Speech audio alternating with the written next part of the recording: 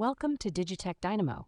In today's video, we'll build an exciting joystick-controlled dual servo mechanism. Let's dive into the details.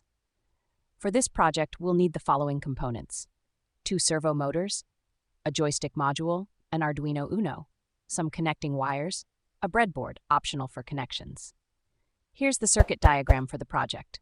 Connect the X-axis pin of the joystick to the A0 pin of the Arduino. Connect the Y-axis pin of the joystick to the A1 pin.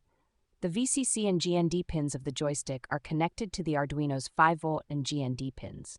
The signal pins of the 2 servos are connected to pins 9 and 10 of the Arduino.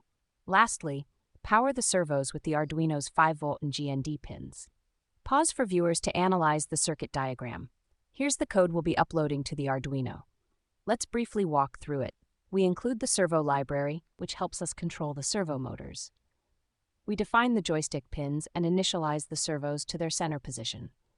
The joystick's X and Y axis readings are mapped to the servo positions, which adjusts smoothly based on the joystick's direction. Once the connections are done and the code is uploaded, let's test the setup. When you move the joystick to the left or right, servo 1 adjusts accordingly. Similarly, moving the joystick up or down adjusts servo 2. This mechanism can be used for controlling robotic arms, cameras, or even in DIY projects requiring precision movement. Demonstrate the joystick in action, and that's how you can create a joystick-controlled dual servo mechanism using an Arduino. If you found this video helpful, don't forget to like, share, and subscribe to Digitech Dynamo for more amazing tech projects.